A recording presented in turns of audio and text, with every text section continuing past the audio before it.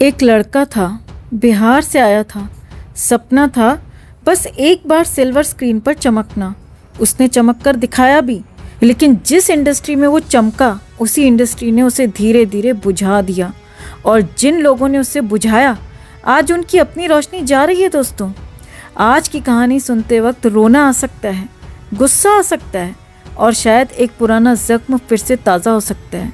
लेकिन ये कहानी सुननी ज़रूरी है, क्योंकि जो सुशांत के साथ हुआ वो सिर्फ एक इंसान की कहानी नहीं थी, वो उस पूरे सिस्टम की कहानी थी जो आज टूट रहा है। और उस सिस्टम का सबसे बड़ा चेहरा करण जौहर आज खुद बिखर रहा है। दोस्तों, आज की कहानी में दो किरदार हैं।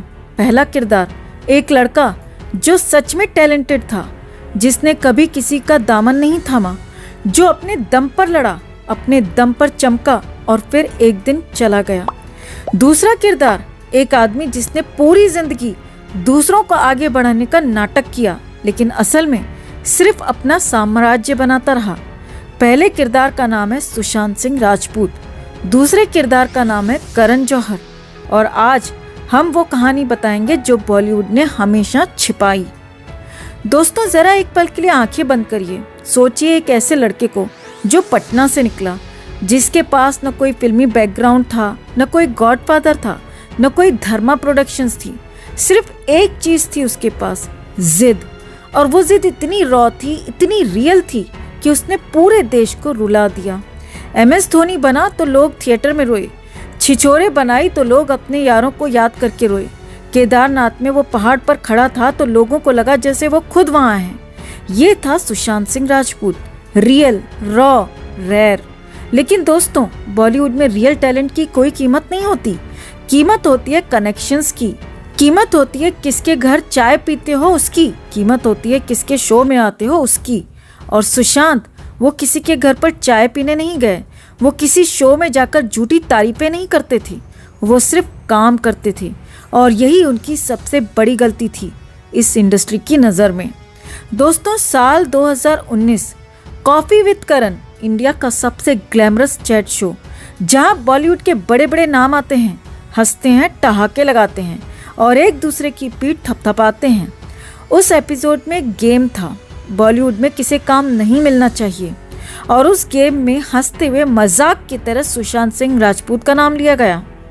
दोस्तों, एक पल को सोचो, एक ऐसा इंसान जो रोज सुबह उठता है, जो अपने सपने को जिंदा रखने के लिए लड़ता है, जो अपने टैलेंट को प्रूव करने के लिए दिन रात मेहनत करता है, उसका नाम एक ग्लैमरस शो में उन लोगों के मुंह से निकलता है जो डिसाइड करते हैं कि बॉलीवुड में कौन आगे जाएगा। क्या आप इमेजिन कर सकते हैं वो रात सुशांत ने कैसे गुजारी होगी? और करण जौहर, वो हंस रहा था, मजे ले रहा था। यही है असली करण जौहर, कैमरा के सामने इमोशंस का सैलाब, कैमरा के पीछे बर्फ जैसा दिल। दोस्तों, सुशांत सिंह राजपूत ने खुद अपने इंटरव्यूज में कहा था कि उन्हें 6 बड़ी फिल्मों से अचानक हटाया गया, बिना किसी रीज़न के, बिना किसी एक्सप्लेनेशन के। एक के बाद एक डोर्स बंद होते गए और जब उन्होंने पूछा तो जवाब नहीं मिला। दोस्तों, ये सिर्फ रिजेक्शन नहीं था, ये सिस्टमैटिक एक्सक्लूजन था। एक ऐसे लड़के को जो डिजर्व करता था जानबूझकर बाहर रखा गया। क्यों? क्योंकि वो किसी का नहीं था, वो किसी कैंप का नहीं था, किसी गैंग का नहीं था, किसी कॉफी विद करण सर्कल का नहीं था। वो सिर्फ अपना था, अपने टैलेंट का था, अपने सपनों का था। और इस इंडस्ट्री में सिर्फ अपना होना सबसे बड़ी कमजोरी है। 14 जून 2020, दोस्तों, उस दिन को याद करना आज भी दर्द देता है। एक 34 साल का लड़का जिसने पूरे देश को इंस्पायर किया था, जिसने दिखाया था कि बिना गॉडफादर के भी सपने पूरे हो सकते हैं, वो चला गया। और उस दिन बॉलीवुड रोया, सोशल मीडिया रोया, पूरा देश रोया, करण जौहर भी रोए। इंस्टाग्राम पर एक इमोशनल पोस्ट आया, आंसुओं से भरा, ट्रिब्यूट से भरा। लेकिन दोस्तों, उस पोस्ट को पढ़कर एक सवाल दिल में उठा, जब सुशांत जिंदा थे तो यही इमोशंस कहाँ थे? जब उन्हें फिल्मों से हटाया जा रहा था तब करण जौहर कहाँ थे? जब वो अकेले थे तब ये इंडस्ट्री कहाँ थी? कुछ सवालों के जवाब शायद हमें कभी नहीं मिलेंगे, लेकिन कुछ सच हमेशा सच रहते हैं। अब बात करते हैं करण जौहर के उस साम्राज्य की जो उन्होंने बनाया PR की ईंटों से। नेपोटिज्म के सीमेंट से और आउटसाइडर्स के सपनों को कुचलकर।